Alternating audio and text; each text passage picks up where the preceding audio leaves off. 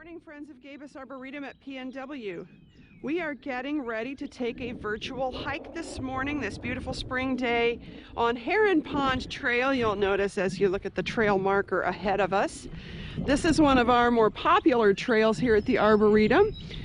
We have weddings and events on one side of the trail or on one side of the pond, but this trail occupies the other side, and we're going to just take a little walk along this trail, see what's going on this early springtime here at the Arboretum. You'll see up ahead of us one of our wood sculptures of our founding family, the Gabis family. This is Damien and Rita that are carved in wood here. They were the original founders when this was Tall Tree Arboretum some years ago, and then when they gifted it to Purdue Northwest, it became PNW's Gabis Arboretum in their honor. You'll notice as we walk along, we really don't have much leafing out just yet. Just beginning to start seeing some leaves on these trees.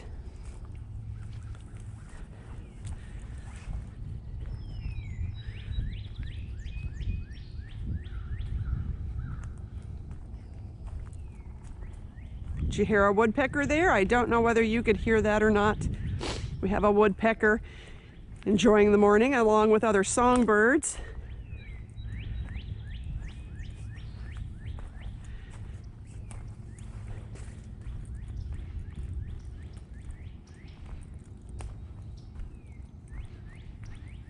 You'll notice this woodland trail is primarily a deciduous forest.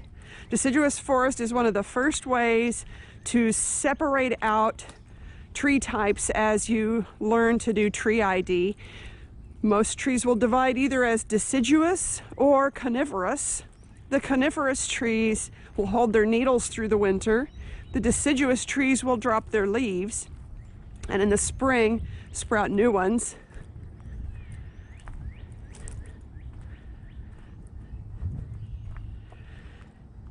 You'll notice we're starting to see some little spring ephemerals, little wildflowers that are popping up along the dead leaves from last fall.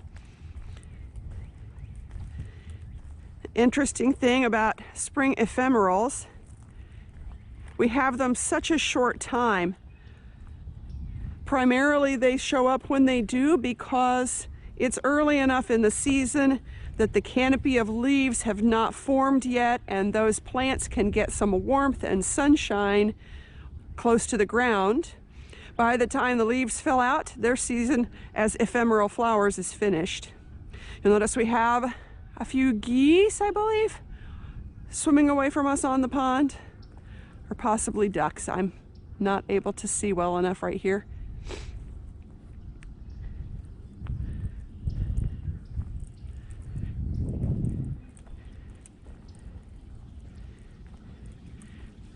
This is the little stream that exits Heron Pond.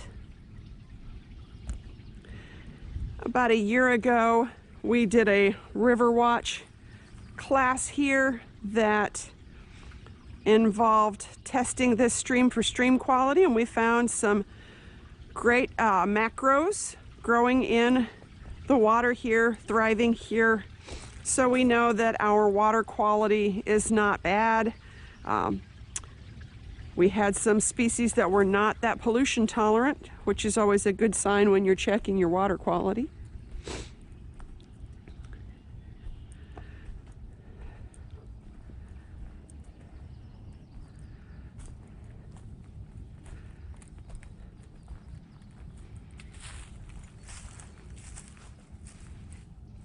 One of the ways you can identify a tree this time of year is by the bark and the buds. You'll notice the difference in the bark here, whereas a lot of these other trees growing along here are oak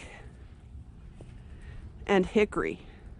In fact, we are predominantly an oak hickory forest here at the Arboretum. Another thing that makes us an Arboretum is that we do put signage on some plants in our collection. You'll notice this right here is a black oak. It's one of our trees on Heron Pond Trail. You'll also notice that it has its Latin name as well. One of the primary reasons why, even as a novice, it's a good idea to know a little bit about the Latin names, particularly of the trees that you like and might want to plant at home, is because sometimes common names for trees, particularly in different parts of the country, might actually mean different trees. For instance, ironwood in one place and ironwood in another place are two different trees. So having a sense of the Latin name would help you be certain that you're catching the tree. Hello there, Robin. Be certain that you're catching the tree that you intend to plant in your own yard if you are looking for a specific type of tree.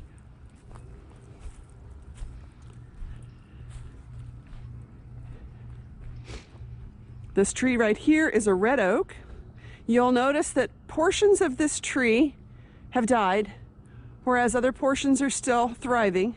You'll also notice how they all seem to be separate trees that have grown together in the base to become one tree, and that's exactly what happened. Sometimes in these areas where the older trees began growing before this became agricultural land, they were all seedlings near each other, and no one seedling outcompeted another, and eventually those little saplings grew in together to become one tree. Sometimes, however, that can mean that there is a bit of decay that can happen where the trees come together, and that might cause one portion of it to die off, as you'll see has happened with one trunk of this particular red oak.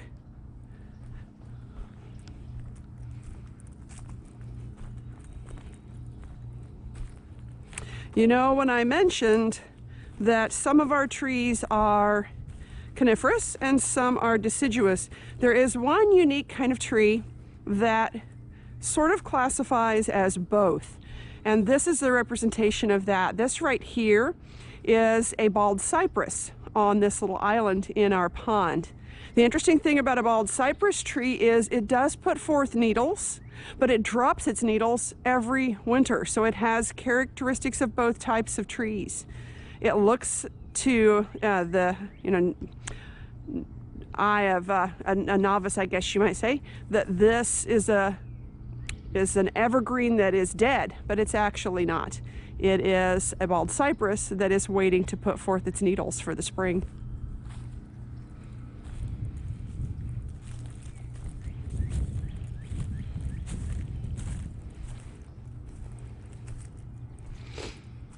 This right here is a green ash. Many of our green ash, as you'll notice looking up, many of our green ash and other ash trees have not survived the emerald ash borer infestation in the United States. So it becomes what we call a snag. Snags aren't necessarily the worst thing to have on the property because a dead tree or snag ends up housing as a habitat many other species of animals and insects and fungus than you would find with a living tree. So while they are safe, we leave them, and then when they become too risky to keep, we take them down. But for a season, we keep them to provide more habitat.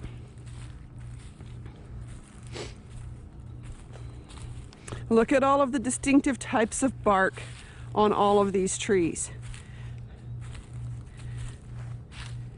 This is one of the best ways to designate a type of tree when you don't have leaves to use to do your tree ID. Buds are another way that you can distinguish one tree from another. It's just a little more challenging this time of year when you don't have leaves or fruit to include, fruit and nuts to include in your tree ID work.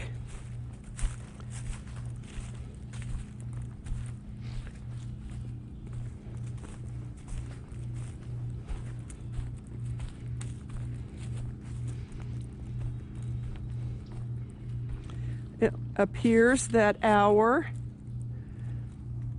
yes, I think so. It appears that our Virginia bluebells are getting ready to bloom.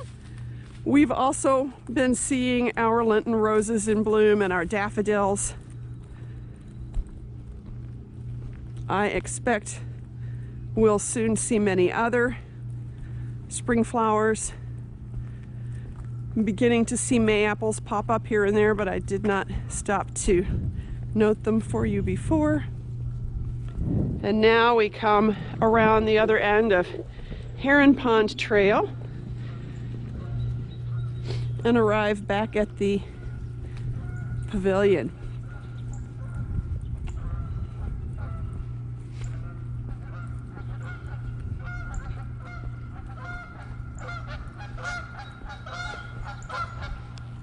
There are our geese friends again.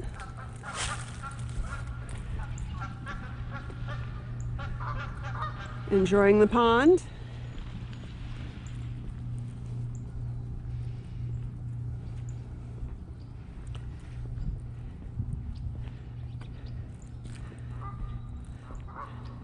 And finally, we'll finish up with a last look at a few of our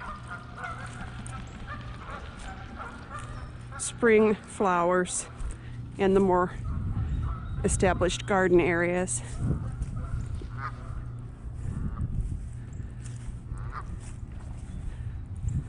And one last look around the surface of the pond. A chance to greet one more goose before we say goodbye for the day. Oh my, it looks like we have a lot of babies there too. I'll step away a little bit. I don't want to scare the goose, but how precious is that? So we'll say good day, and we hope that you can get out and enjoy a nice walk in some woods this week during Arbor Day. Thanks for joining me. Bye-bye.